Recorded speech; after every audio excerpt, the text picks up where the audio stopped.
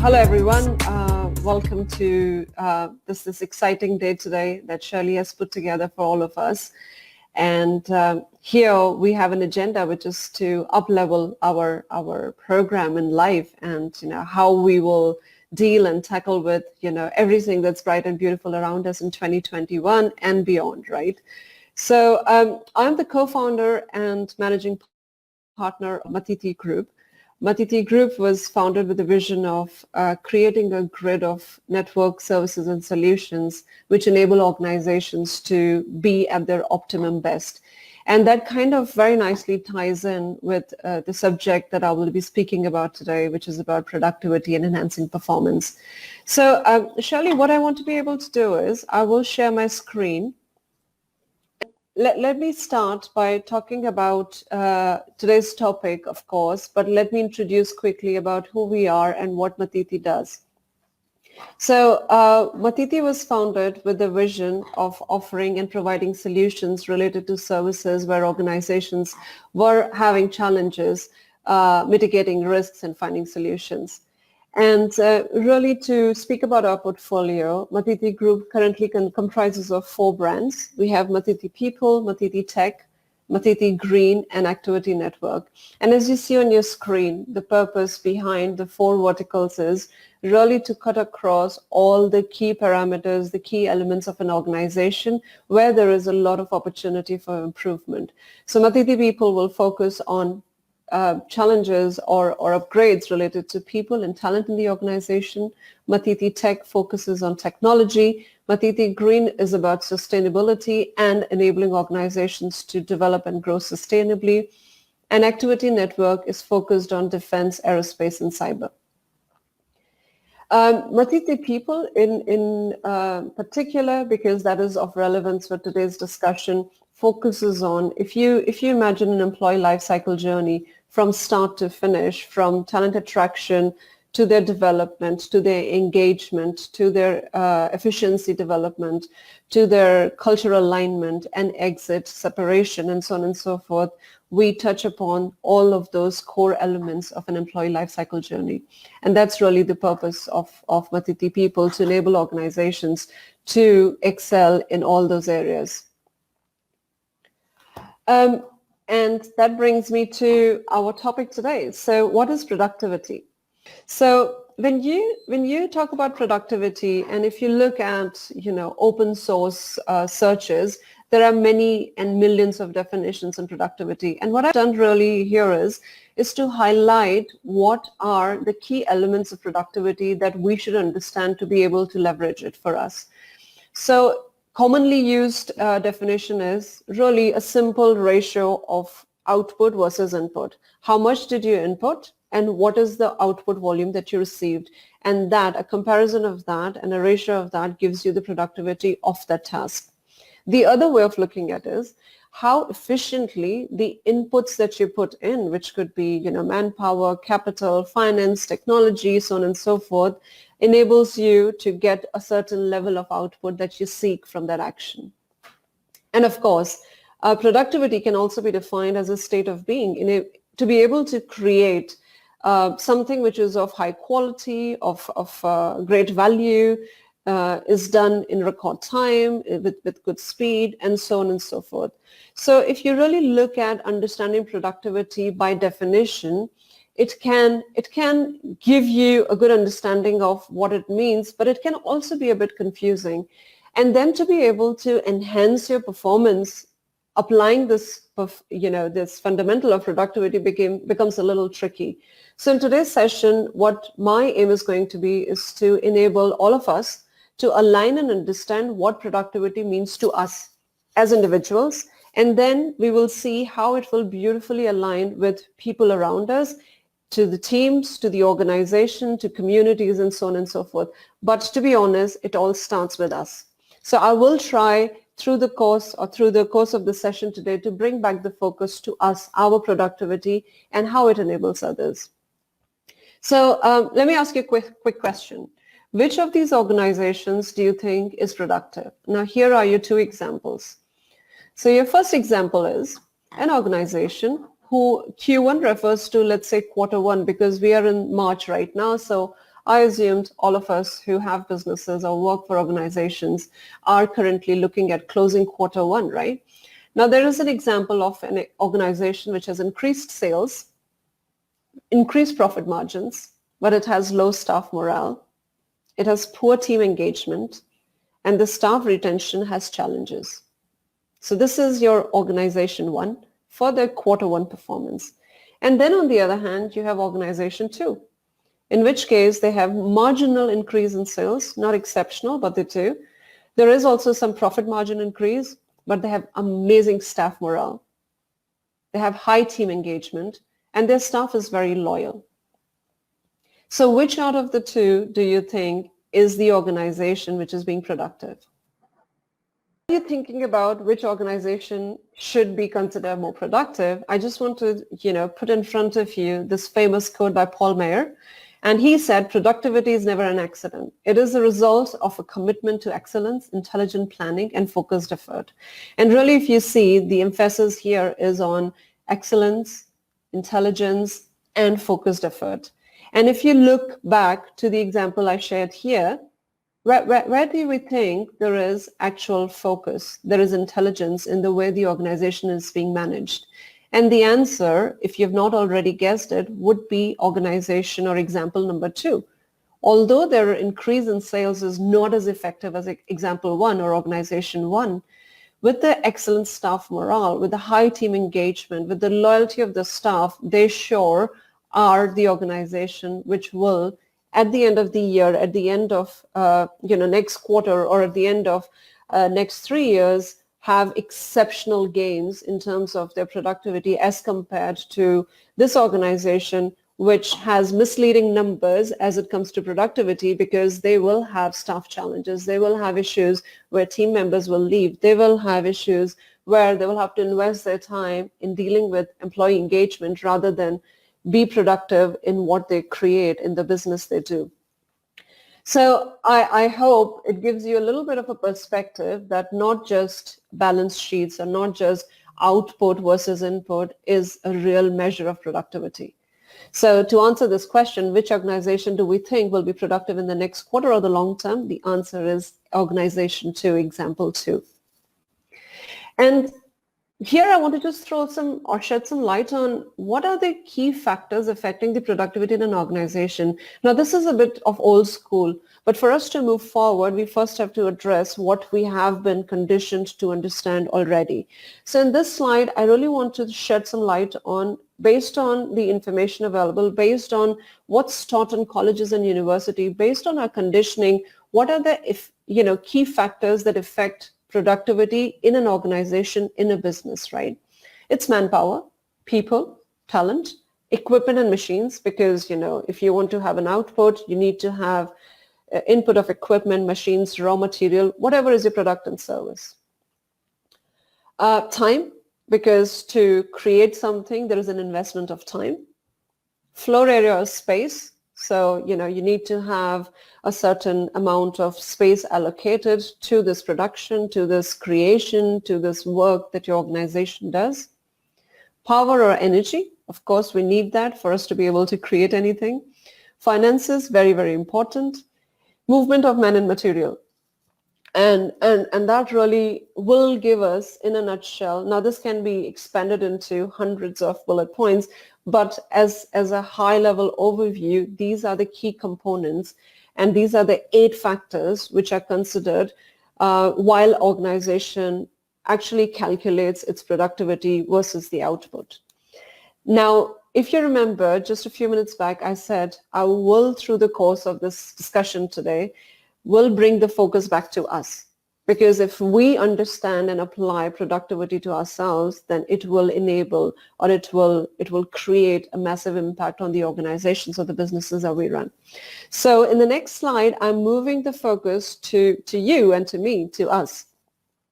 And really what we want to be able to understand is understanding or knowing what our conditioned mind knows about productivity. How do we apply it to us? So just a quick one here. These are the 8 points that we spoke about. And I now want to bring the perspective to us, to you, to me. So manpower, for us is the company we keep, is the people who we surround ourselves with, is the people who we interact with, is the people who we spend majority of our time every day with, is the people or the organizations or the companies who we choose to do business with, is the people who we want to, exchange our energy, our thoughts, our ideas with. And it is very, very important that we choose that circle of people, of friends, of associates, of colleagues carefully, because it will impact our productivity. Now, from the organization perspective, it was equipment and machines. What does it mean to us? The equipment and machines for us is our tools, our workspace. And, in 2020, post-COVID, a lot of this has shifted a lot. And I think we all need to very quickly pivot and align ourselves to this new reality. What are our tools in making ourselves more productive? Have we created those workspaces for us which render us effective? Do we have the tools? Do we have the right, laptops, Wi-Fi connectivity, all the gadgets do we need to be able to be more productive? Very critical. Input material, which was for an organization, is really our input material. Now, I have written few examples here, but it could be more than that. Now, food is what we input in our physical body. Thoughts is our mental body, and energy is our, etheric body. And all these elements of our existence, of our body, are very, very important, right? So what kind of food do we eat? What kind of thoughts do we have in our mind? And what kind of energy do we have around us is what will enable us to be more productive or not. So we need to keep a tab and be consciously aware of our own input materials. Time. So for an organization, time had a different meaning, but for us, how do we invest our time in our daily routines? What habits do we have? And that will have a very, very, very clear impact on how we leverage our hour-to-hour in a day to be more productive. Space is your schedules and your priorities. How much are you packing up in the time that you have? How much space are you creating for the right priorities, for the right projects, for the right discussions? Very, very integral to your productivity matrix. Power and energy. How do you recharge yourself? Are you somebody who just goes and does binge watching on Netflix or Amazon Prime? Or are you somebody who would just, scroll on Instagram and Twitter and read things which are not even relevant?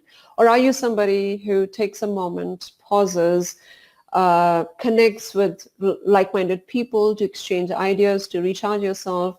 Now that COVID has allowed us to, step out a little bit, if not much, do I go inside, outside in my balcony or in my garden or in my backyard and, sit and do some breath watch and recharge my mind, relax myself? How do you recharge yourself? What is your mechanism? Because that plays a very important role in how productive you can or should be.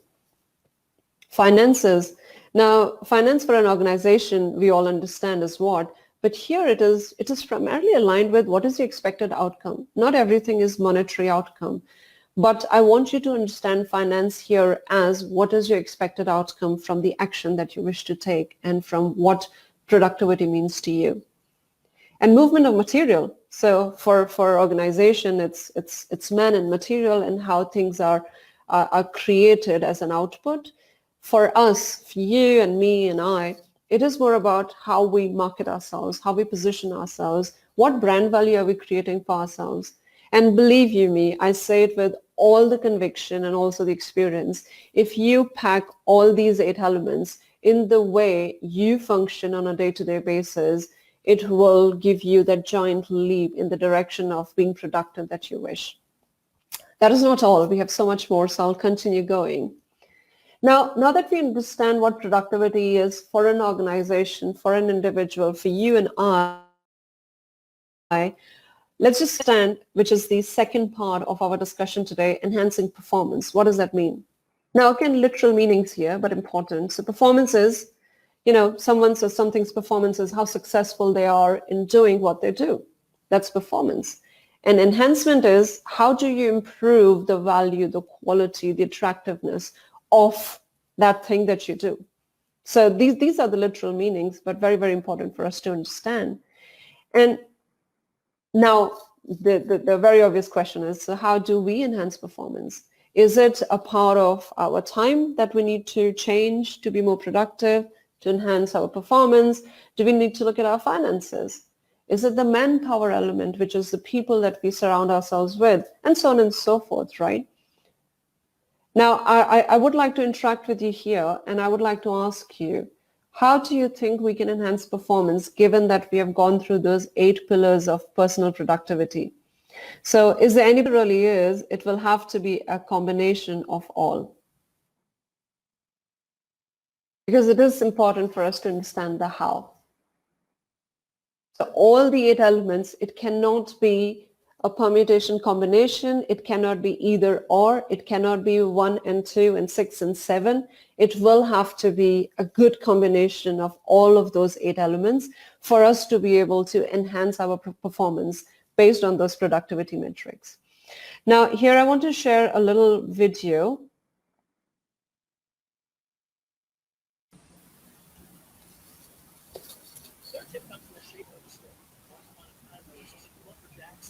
Made a bet to see who could cut down more trees in a 24-hour period.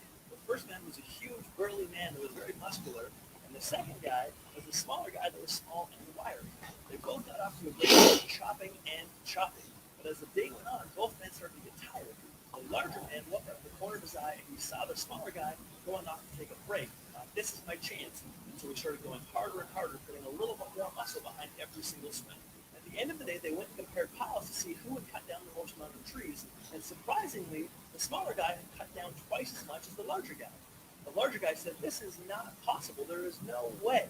First of all, I'm way bigger, I'm way stronger, I worked harder, and on top of that, I watched you taking a break every 45 minutes. You must have cheated." The smaller guy looks up at him with a smile and says, "I didn't cheat. It was easy to beat you, because for every hour I spent chopping down trees, I spent 15 minutes sharpening my axe."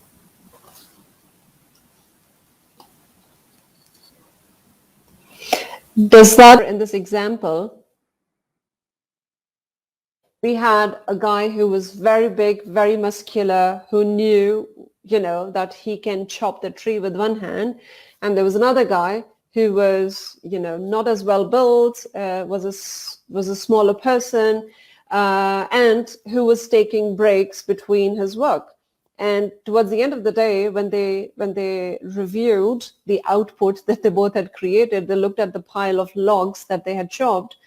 The small man who was taking lots of breaks and who was, working easy, his pile of logs was much bigger than the guy who was bigger, muscular, bigger axe, did not take a break, worked tirelessly. So what do you think happened there? What do you think was the key for this other gentleman who worked lesser hours but created more output was? And really it was his recharge mechanism.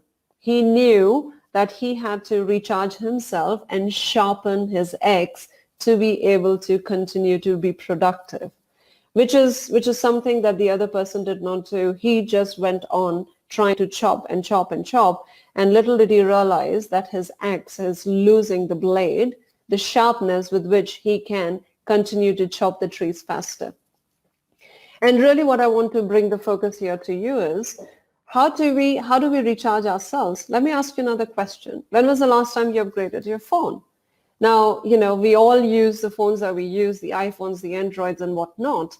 And I think on an average, every month, if not sooner, we get an alert, an option to upgrade our phone. Even these little gadgets, the devices that we carry need to be upgraded. And, I think we understand that we need an upgrade. The phones need an upgrade because there could be bugs, there are performance issues, there's efficiency, the battery speed, and so on and so forth. And the benefits, we'll get new features, the performance increases, and faster responsive keyboard, so on and so forth. Even that, a device that aids our day-to-day operation requires an upgrade. So my question to you is, what about us? Do you all agree that we need an upgrade too, to be more productive, to be, upping our level in the way we function? And if yes, what are those features? Now, ideally, in my workshops, this is more of an exercise, and we engage with the participants and we talk. However, given the sensitivity of the time and connectivity issues, I want you to take notes, and I want you to go after the session and think about it. That, okay, if my laptop, my computer, my other gadgets that enable me to work on a day-to-day basis have an upgrading option, get an upgrade, what about me? When was the last time I upgraded myself, and how did it render me more productive? And if yes, what are the features? Now, when you talk about a phone, we understand the features. And when I'm talking about you and I, you might just come around and say, what does she mean by features? So let me give you a sneak peek. So I'm giving you 10 elements of our day-to-day lives, which are personal and professional, in which areas or which buckets we can look at upgrading ourselves. And here are these. It's about, less stress, ease of life, more success. What about health and fitness? What about communication? What about relationships? What about having fun in life as we go along our day-to-day routines? What about opportunities? What about finances and the overall quality of life? And if we look at these 10 elements of our being and sit down and look at these questions, do we need an upgrade in any of these 10 areas? And if yes, which part of these 10 areas do I need an upgrade on? And that is the introspection, that is the exercise that I want you to do after the session, or perhaps later today after the event is over, or maybe this week, and don't delay it more than a week, because then it never happens, right? But do this, and you will surprise yourself at what comes up. And there will be some hard questions that you'll have to answer for yourself. This is only for you. You don't have to go around sharing or announcing it to the world if you don't want to. But do it for your own self. And I really ask everybody who I interact with, what's your excuse of not upgrading yourself? And this list here will give you the reasons why there is no excuse for you to upgrade your own self, to be more productive, to up-level your game. And then where do you want to be? Do you want to be this person on the left side of the screen? Obviously, he doesn't seem to be enjoying what he's doing. Everything seems to be, falling apart in his life. Or do you want to be this person on the right who seems to have it all figured out, who seems to be having a pleasant day and is actually conquering a lot and being highly productive and seems to be enhancing his performance with, all the tick boxes in the right places? And when I say, where you want to be, let's take control. But look at this picture, and every time I see this picture, it throws me out. Do we really want to be that? This is how we want to take control? That car looks like a car and has 4 tires, but do you think that car will give us the performance? Or it will be productive and will enhance the performance of the vehicle? So again, going back here, when we talk about looking at our own personal upgrades in all of these areas, be realistic. Don't give yourselves an excuse, because then you will end up being like this car here, which will have the 4 tires, but it will take you nowhere. It will only but slow you down. So it's very, very important to be authentic, to be real, and to do a correct introspection of where you are in your journey in terms of your own productivity, your own matrix of enhancing your performance. Now, here are some thoughts for you to take away when you look at enhancing performance and when you look at upping your level in terms of productivity. My suggestion, and these are things which over the years I have coined myself. This is where it has led for me to be highly productive in my day-to-day life, is move your focus from time management to attention management.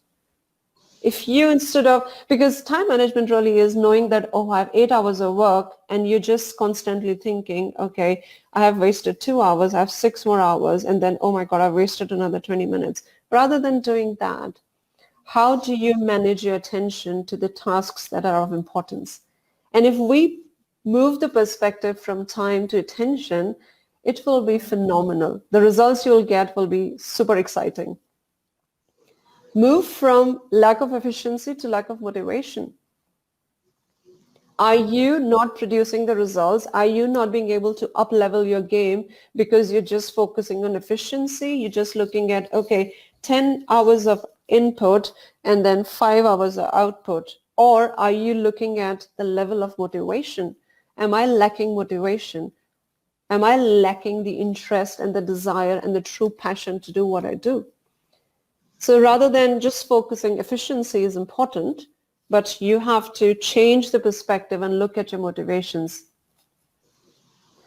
Also, move your focus from time versus timing. Please know that productivity isn't a virtue. It's a means to an end, right? And if you look at the time and you're looking at, okay, those many hours, that much of output, those many meetings that I've done, I have connected with 20 people, but I don't get the leads I get. It's not that. In those 20 people, what is the timing of your conversation? What was the timing of your connection? What was the timing of you sharing an idea which could make an impact to or add value to the work that your client does? So very important. Of course, time is of relevance, but now is the time when we start to change perspectives. So move and shift your focus to timing. Distinguish between maker days and manager days. And this is something I did 2 years back, and it changed my game totally. Now, manager days are the days when you plan all your meetings.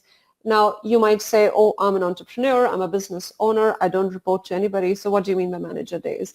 From that perspective, a manager day could mean the day when you do your internal meetings. You have your discussions with the team members, you have finance meetings, you have your marketing meetings, whatever that is, you pack it up in a manager day. And a maker day is when you heads down focus only on creativity, only on how you can add value to yourself, to your business, to your department, to your organization. And once you start to segregate that, you will see how beautifully and effectively you will be able to be more productive and be more efficient in your day-to-day. Eliminate distractions altogether. Now, when I say distractions, distractions are from external sources, which is what I mean by other people. But rest assured, we have many distractions within ourselves. And we continue to interrupt ourselves. Now, these distractions could be in the form of our own thoughts, our limiting beliefs about our own self, or our inability to motivate ourselves, or how we manage our own days and routines. So my suggestion to you is, before you start to look at fixing the distractions from the outer circle, let's go inside and let's figure out how are we interrupting our own selves and how can we fix it to be more productive. Very, very important. Analyze how you spend your time versus pay attention to what consumes your attention. And this ties in very well with what I've said before about efficiency and motivation and time management versus attention management. So I really want you to give some thought to these 5 points and make sure you start to bring that change of perspective. And I'm sure you'll come around and tell us that these tips will or led you to be more productive in your day-to-day personal life as well as professional life. And this is what Adam Grant had to say. It's quite cheeky, but it's quite relevant and drives the point home. So Adam Grant is a psychologist from Wharton, and he says, I'm pretty sure there is an 8th habit of highly effective people. They don't spend all their time reading about the 7 habits of highly effective people. So what he means is really that, yes, you need to be aware of, what are the habits of effective people. And, there is a book on 7 habits of highly effective people. But there is that 8th habit of highly effective people, is that they don't spend all their time just reading about it. So it's about doing something about it. It's about applying it. It's about living what you have learned. And that's very critical in being productive and enhancing your performance. So I just want to leave a few tips for you all, or for us all, in the new normal, and when I say the new normal, COVID has changed the way we function, the way we run business, the way we live our day-to-day life. And this is a great example. We are interacting here on a networking tool rather than being in a live event or a show. And the list is huge. And I'm going to click through each of those. I'm not going to read through them, but I want you to take a note of what sticks out to you. What is relevant for you? What is the area that you have not considered or explored when you look at your day's productivity, your business's productivity? And this list is not exhaustive by any sense of word. But I know in today's day and age where we find ourselves very limited to our own premises, to the number of people that we meet, and how we interact as a business, as a corporation, as an entrepreneur, it's very, very important for us to do a litmus test for ourselves. And I want you to just have a moment to read or look at this list and say, hey, yes, I do 1, 2, 3, but oh, let me look at this. I do not do 9, 10, and 11 at all. And if I started to manage that side of my day-to-day life, then I will have a highly productive business or a highly productive day or a highly productive, event. And it's very important for us to take a stock of where we are, because that's the only way we will enhance our performance. And the question is, what's next? Okay, Charul, you shared all of this, great tips. And, yes, it's motivating us. We're getting a hang of how we can enhance our productivity, but what's next, right? It's a journey. It is not something that happens in a day. It is not something that will be like a power switch and ta-da, it's light everywhere. It is a journey, and we have to walk this path together. And like I shared before very briefly, we at Mātiti, we offer solutions that enable you to continue conquering, because conquering is not a one-time phenomenon. It is a daily, a cyclical, it's an ongoing phenomenon. And just to give you an example, when COVID hit us, what we launched is something called corporate unmasking. So when organizations started to come back to their normal routine work, they came or they received their employees, their clients, their businesses with many challenges. And this is us hand-holding our clients, our colleagues through a very structured 7-day program, which enables them to come back to the new reality and do it in style, do it with fervor, do it with elegance, with positivity. And there are many and more similar approaches and programs, because there is no cookie-cutter approach. Each organization, each individual has a different level or a different phase in their own journey where they're at. And we have to meet them at their level, handhold them, and take them forward. And that's really the approach. So with that, I come to the end of my presentation. You can find us on all the handles under the name Mātiti People. I'll stop sharing my... Hi, Shirley again. Okay, so that was very brief but profound. I like the 8 pillars of productivity, enhancing productivity, of course. But I want you to throw more light on the maker-manager days, the maker-manager days. Sure. The maker days versus manager days, yeah. Sure. So again, this is something that I coined myself, because I wanted to come up with, these concepts, they stay with us, right? If we tag them with something. I'm sure after today's conversation, when we meet, I could just ask you, hey, Shirley, was today a manager day or a maker day? And you will know what I'm talking about, right? And that's the whole idea. So a maker day could be anything that allows you or renders you to be more creative. It's about, revisiting your drawing board and saying, hey, I have 10 products. I've always wanted to explore this 11th opportunity, or create this 11th project, or explore this idea further with my client, but I've never had the time to do it because I'm always being pulled and pushed into different things. So the maker days are the days when you invest your time, energy, resources in creating something that has been on the back burner and shouldn't have been. Manager days, on the contrary, because, interacting with your team, interacting with your manager and or aligning with your finance, your marketing, your product team is important. But that should not be the weekly schedule for you because you have to move forward. So manager days are the days when you do all those internal meetings, you deal with internal communications, anything that needs to be handled or managed for the business as is your manager days. And anything that needs to be for the business, which is business to be, is your maker days. And coming back to its relevance in today's conversation about, optimizing productivity, if you do not have your maker days, there is no way you will render yourself productive in the long term. Because then you're just going on this, you're just spinning the same wheel again and you're not moving forward. So, yeah, I hope that clarifies. So from what you're saying, it's important that we have a balance. We create the balance and create time to have our maker days and time for our manager days. Absolutely, yeah. Okay, so let's see if we have more questions. Okay, someone says, fantastic session, Charul. Fantastic session. Yeah. Thank you. Okay. I think somebody is asking about time and timing. Who's that? Okay, yes. More clarity. Charity says more clarity on time and timing, please. Sure.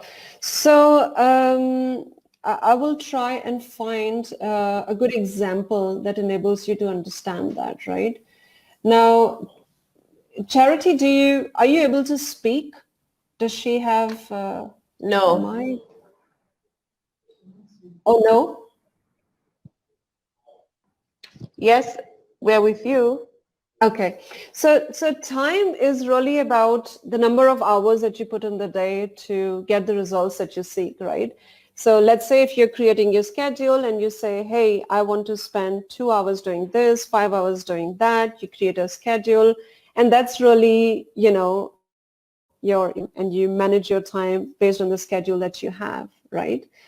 Timing, on the other hand, is how do you pack your day in the schedule?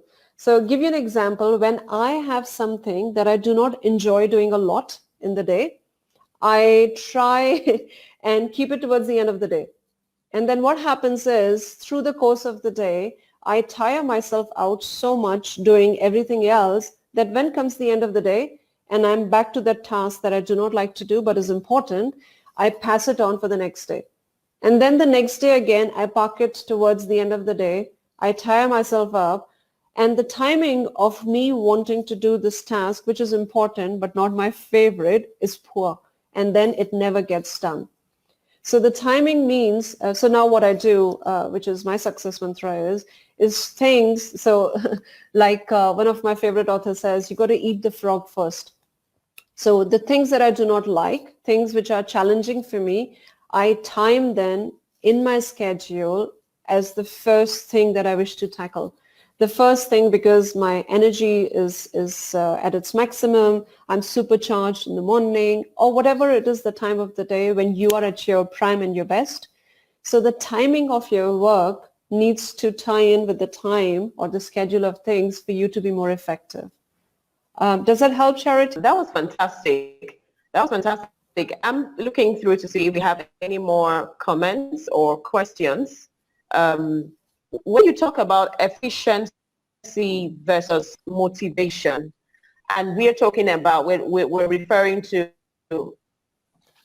optimizing our productivity and enhancing performance. Now, at what point do you create the balance between being efficient and being motivated? What's the underlying factors that should help us stay motivated even while we know we need to be efficient? Sure. So there is an answer in your own question, right? If you are motivated, you will naturally be efficient, Let's put it that way, right?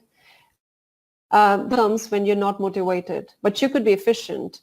Now, the example of that is if I am, I'll go old school, and I don't know why it reminds me of the old post offices in different countries, where when the mail comes in and you are the stamp guy, the mail comes, you stamp, the mail comes and you stamp, the mail comes and you stamp. So if I check your efficiency in terms of how many, envelopes are you stamping in 1 hour, it could be amazing number. Let's say you're stamping 100 stamps on 100 envelopes in 1 hour, and that's like, wow. And when I look at your efficiency metrics, it's like, oh, this person really knows how to do the job. Motivation, on the other hand, is when you're stamping those envelopes and you see, because each envelope has an address written on it, and you see, hey, I've been stamping, but every 10th or every 15th envelope does not belong to this address or this city or this post office, and I should be checking these out or putting them in a different pile so it reaches the right person and it's not getting lost, in different post offices. And that's when this guy who's very efficient but is also motivated to do his job well will make a difference. And that is where he will be highly productive, highly efficient, yet, he will move forward in his career rather than just stamping those stamps on the envelopes. And that is where we want organizations or people or teams or entrepreneurs to put their attention. You could stamp a lot of envelopes in a day, but is it giving you the way forward? Is it setting you apart? Is that calculation of efficiency allowing you to grow and be more productive in your career, in your life, in your business? Perhaps no. And that's where motivation comes in. And that's where, a tinge of motivation with your highly effective work style will take you places. So there isn't a specific formula that you should be 10% motivated and 90% efficient, or 90% motivated, 10% efficient. It's a beautiful combination of one and the other. And depending on where in our journey are we in terms of enhancing our productivity, we need to find our own mechanism of how motivated we should be to enhance our productivity by being the efficient person that we are. I hope that answers or that brings some clarity to the two aspects. Yes, it does. Yes, it does. Thank you very much for that. Now, in terms of measurement, how do we measure? Mm-hmm. Because this is also in the corporate space and the workplace. How do we measure our performance and our productivity? Of course, in terms of projects we are doing, in terms of personal growth, mm-hmm. How can we really categorically measure our productivity? Very good question. And performance. I'm thankful. Yeah, and I'm thankful you asked it. So, so we have to first understand there are a few things which are tangible and there are a few things which are not tangible, right? Now, how to measure your emotion today is a little difficult, right? I would not say it's undoable, but it's a bit difficult, and not everybody will understand the art of doing that. But when you talk about performance, and when you talk about everything that I've shared today and how we can, still measure it, give you an example. If you saw in my presentation, towards the starting of the presentation, I gave examples of two organizations. An organization which had great profit margins, great increase in sales, but their employee morale was down. They had challenges with staff retention and so on and so forth. And there was another organization which had marginal increase in sales, had some profit increase, but the staff morale was at its best. Engagement was fantastic. And, they were very loyal and committed and motivated to what they do. Now, if you use the standard matrix of, output versus input to calculate productivity for that organization, in the quarter, that was the example, organization one will look more productive than the other, right? However, if you look at longer impact, rest assured that the poor morale, less engagement, poor corporate culture in the organization will finally drag those numbers down. So knowingly, unknowingly, tangibly, intangibly, these factors will have an impact on the sales, on the profits, on the growth, on the productivity of the organization, right? So that is how we see things today. A step forward is, can we start to move the focus and include employee engagement measure as a part of the productivity matrix? My answer is a big yes, a big thumbs up. Can we leverage and introduce and include the measurement of staff retention, the number of years they spend in an organization, the average number of years an employee spends in a organization, be part of that productivity matrix calculation? My answer is again a big thumbs up and a yes. So what we will have to do, Shirley, and it's a great, great question, is we will have to revamp the way we want to measure our own productivity. If we want to make our shareholders and, our clients happy, but by just flashing those numbers and saying, hey, look, this quarter we sold this much more than the last quarter, look, we're productive. Yes, you look productive, but let's look at other elements which are perhaps looking intangible but have a massive impact on your productivity. So what I propagate and my suggestion to the leaders in this call today is, when you go on and calculate your productivity in terms of your organizational productivity, your team's productivity, look at other elements and include their impact on the overall calculation, which is how engaged were the employees in the past quarter as compared to this quarter. How many employees, I'm giving you some examples and the list is non-exhaustive, but I'm giving you some examples that will help you then build your own matrix. How many employees in the past quarter excelled in their performance reviews as compared to this quarter? How many employees finished 5 years of their service in the company in this year as compared to previous years? And all these, and there could be many, and I'm happy to engage with whoever wants to understand this and create their own checklist later. I'm happy to engage with them after this call and work specifically based on their organization, their targets, and their challenges. Such a matrix, creating your own matrix, will enable you to figure out if you are actually being productive, or is it that number game that lets you flash that you're an organization that's doing well, and in the short to long term, unfortunately, you will fall flat on your face because you did not look at all those underlying factors which have a huge impact on your overall productivity. I will stop on that, Shirley, because I can talk till the cows come home. It's such an important topic. But I hope Yes. I've been able to give some examples which people can relate to. Sure. That's right. Thank you so much. We do not have any more questions, but do you have final words for us? The final words are, like I was saying in my presentation, let this not be the start and finish of this conversation, because we can all talk about great things, and we can talk about great fundamentals, but really the power and the magic is in the application. It is in the doing of it. So I urge, encourage, and want to influence you all. All the effort that Shirley and the team has made to bring all of us together to up-level your game for 2021 and years to follow is really in taking away all the nuggets today from various conversations and start to apply them to your life. And, we are here. Shirley has our contact information. We are here to continue the dialogue, continue the conversation. So feel encouraged and feel empowered to up your game, to reach out to us, to continue the conversation, and we'll be delighted to help.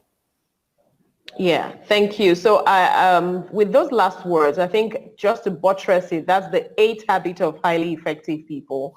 Putting into practice what you've learned, living what you've learned.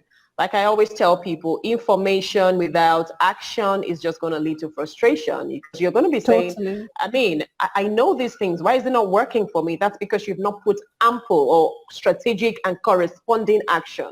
It's not enough to just be strategic and put action in place. You also Totally. need to ensure that you're putting the right action, because you could be moving in the wrong direction and saying, oh, why is this not working? But I'm taking action. What kind of action steps? Are they strategic and corresponding to your vision, to your roadmap, to the information that you have gathered? So ladies and gentlemen who are tuned in on this call, and those who are going to watch the recording at the end of the day after today, let's know that inside action is useless. So let's project, let's implement, let's become highly effective and highly productive people, how we can up-level our game.